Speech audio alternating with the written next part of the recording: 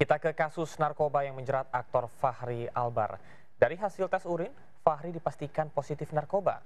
Saat rumahnya digeledah, polisi menemukan barang bukti narkoba di bawah kasur.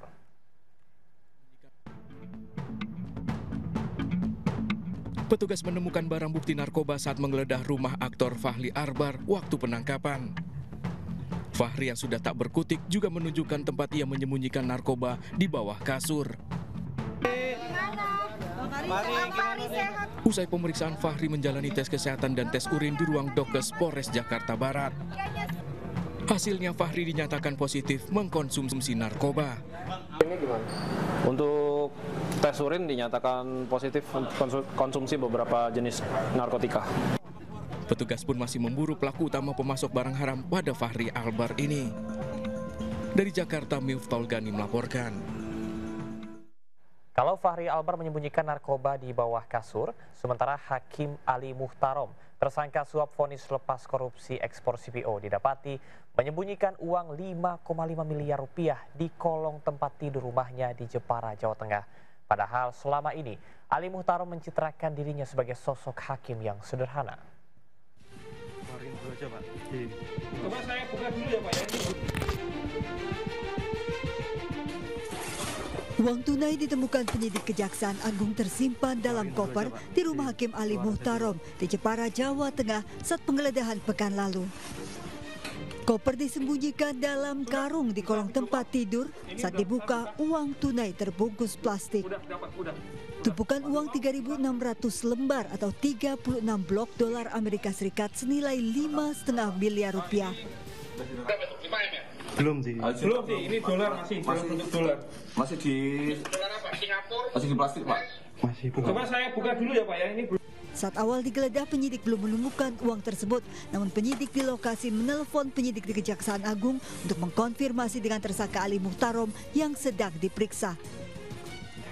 Saudara AM diperiksa di sini, ya, berkomunikasi dengan keluarga di sana, akhirnya itu ditunjukkan, dibuka, diambil bahwa uang itu ada di bawah tempat tidur lah ya.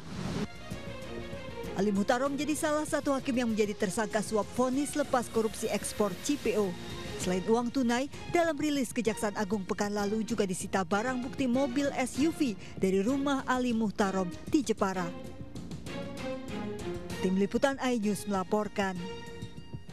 Pemirsa, Gubernur Jawa Barat Deddy Mulyadi lagi-lagi menjadi perhatian publik.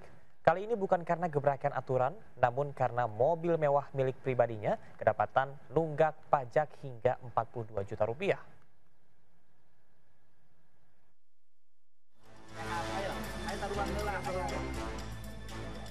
Deddy Mulyadi menjadi sorotan publik. Kali ini, gara-gara mobil mewahnya yang kedapatan nunggak pajak puluhan juta rupiah. Mobil mewah Lexus LX 600 berplat nomor B2600 SME keluaran tahun 2022 ternyata nunggak pajak sebesar 42 juta rupiah. Ramai jadi sorotan, orang nomor 1 di Jawa Barat ini menjelaskan, mobil Lexus senilai 1,9 miliar rupiah miliknya itu masih cicilan dan atas nama orang lain. Proses mutasi masih berlangsung oleh pihak leasing. Karena ini masih atas nama orang lain, prosesnya agak lama, harus melalui mekanisme leasing, tidak bisa saya langsung. Berapa sih jumlah biaya segala macam lah, lumayan tuh, agak lumayan, udah hampir 70 juta itu. Pajak, kemudian cabut berkas segala macam, saya nggak tahu banyak istilahnya. Dan itu sudah saya bayar, cuman mutasinya belum bisa dilakukan. Mungkin ya seminggu atau 2 minggu ke depan. Dalam LHKPN terbaru, Deddy Mulyadi mencatatkan memiliki 7 kendaraan, 3 diantaranya mobil mewah. Mantan Bupati Purwakarta itu menegaskan tidak akan menggunakan kekuasaannya sebagai gubernur untuk mempercepat proses mutasi kendaraan. Dari Bandung, Jawa Barat, Irfan David, iNews melaporkan. Pemirsa, memperingati Hari Angkutan Nasional, hari ini seluruh moda transportasi di Jakarta digratiskan. Naik Transjakarta, MRT hingga LRT hanya dikenakan tarif Rp1. Dan berikut laporan dari Hamzah Hasibuan. Ya pemirsa, dalam rangka memperingati Hari Transportasi Nasional, ini pemerintah Provinsi DKI Jakarta menerapkan tarif khusus Rp1 bagi masyarakat yang ingin menggunakan transportasi umum yang ada di Jakarta. Nantinya, masyarakat ini bisa menggunakan transportasi umum seperti Transjakarta, MRT, dan LRT secara cuma-cuma ataupun dengan harga yang sangat murah, yaitu dengan harga Rp1. Dan saya saat ini sudah berada di salah satu halte Transjakarta yang berada di Bundaran HI. Selamat pagi Ibu. Selamat pagi Ibu, dengan Ibu siapa ini, mau pada kemana ini Bu? Kita mau jalan-jalan. Tahu nggak kalau hari ini tuh sebenarnya transportasi umum semua di Jakarta Rp1? Tadinya nggak tahu. Tadinya nggak tahu, pas tadi ngetep tahu harganya Rp1. Gimana tanggapannya Bu dari Rp1? Senang banget. Dan naik Transum ataupun PJ ini biasanya mau kemana sih? Kerja atau jalan-jalan? Jalan-jalan. Kalau kita jalan-jalan, Mas. Mudah-mudahan kota-kota lain menyusul ya. Kota-kota lain menyusul seperti Jakarta. Terima kasih banyak Ibu. Selamat menikmati transportasi umum. Ya, itu dia pemirsa tanggapan dari masyarakat yang menggunakan transportasi umum, salah satunya Transjakarta dengan tarif khusus Rp1. Dari Jakarta, Hamzah Simbuan, Muhammad Zulkarnain, iNews melaporkan. Pemirsa, ratusan plat besi pelindung beton jalan tol Wiyoto Wiono di Tanjung Priok, Jakarta hilang dicuri. Warga pun resah khawatir jalan tol bisa roboh.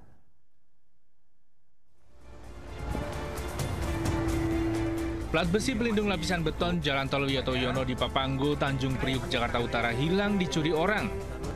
Pencurian ratusan plat besi ini membuat warga sekitar resah.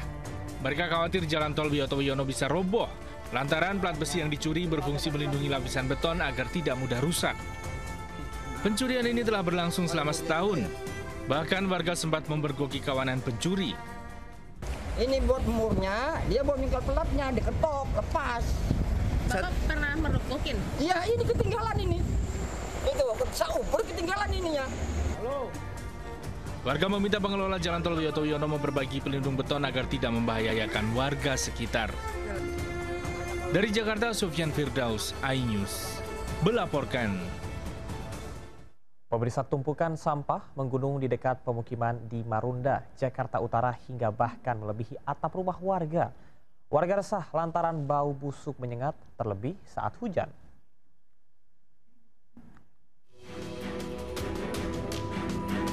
Tumpukan sampah ini menggunung di dekat pemukiman warga di kawasan Marunda, Cilincing, Jakarta Utara. TPA ilegal ini sudah ada 10 tahun, tumpukan sampah sudah melebihi atap rumah warga. Warga menyebut keberadaan PA ilegal ini sudah meresahkan karena menimbulkan bau busuk, terutama saat turun hujan. Warga pun mengaku telah melaporkannya ke Suku Dinas Lingkungan Hidup Jakarta Utara, namun sampai saat ini belum ada tindakan tegas.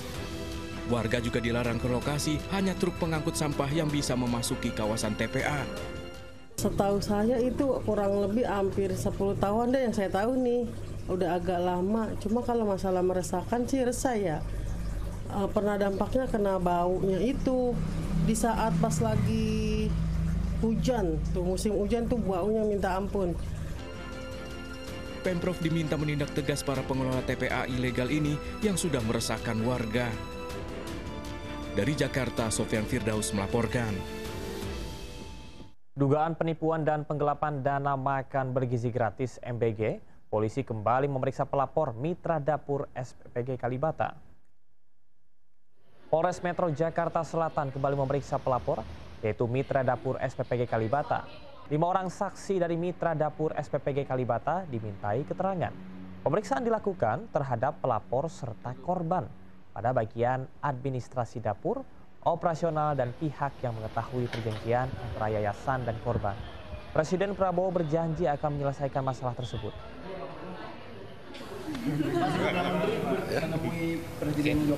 Saya nggak tahu ini laporan ini. Sudah ditangani. Oh ya? Oh ya? Oh ya? Belum. Pasti diurus. Setiap sen uang rakyat akan kita jaga. Ya. Pemirsa, surutnya perairan Laut Utara Tangerang membuat pagar laut terlihat berantakan. Ribuan batang bambu berserakan mengganggu aktivitas nelayan.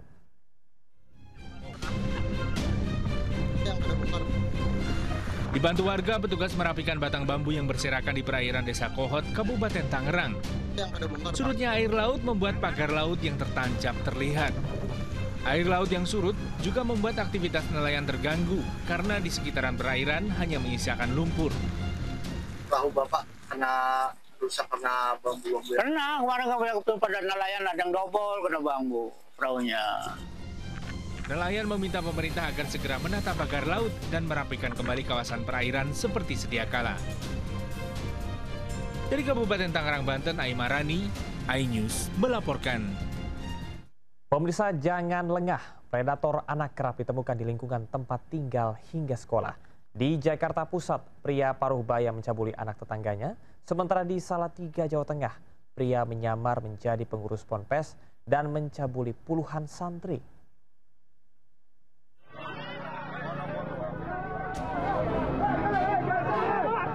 Ratusan warga menggeruduk seorang pria paruh baya yang tega mencabuli bocah perempuan 8 tahun di kawasan Sawah Besar, Jakarta Pusat. Warga geram dan nyaris menghakimi pelaku yang digiring ke pos keamanan RW. Pelaku merupakan seorang pemulung mencabuli korban di sebuah gang sempit di dekat rumah dengan iming-iming imbalan Rp5.000. Orang tua baru mengetahui setelah anaknya mengeluh sakit pada alat vital. Ketahuannya anaknya itu melaporkan mengadu kepada orang tuanya, kepada ibunya. Kapan kejadiannya, Pak? Menjelang sholat maghrib. Predator anak tak hanya kerap ditemukan di sekitar tempat tinggal, tapi juga di lingkup pendidikan. Di Salatiga, Jawa Tengah, pelaku pencabulan menculik korban anak-anak lalu dititipkan ke pondok pesantren. Pelaku melamar sebagai pengasuh pondok pesantren dengan bekal surat santri palsu. Saat bekerja di Polres itulah pelaku mencabuli korban. Sebelum di Salatiga, sudah ada korban juga di Jawa Timur. Kita lihat memang modusnya dari satu tempat ke tempat lain. Dari Jakarta dan Salatiga, tim liputan iNews melaporkan.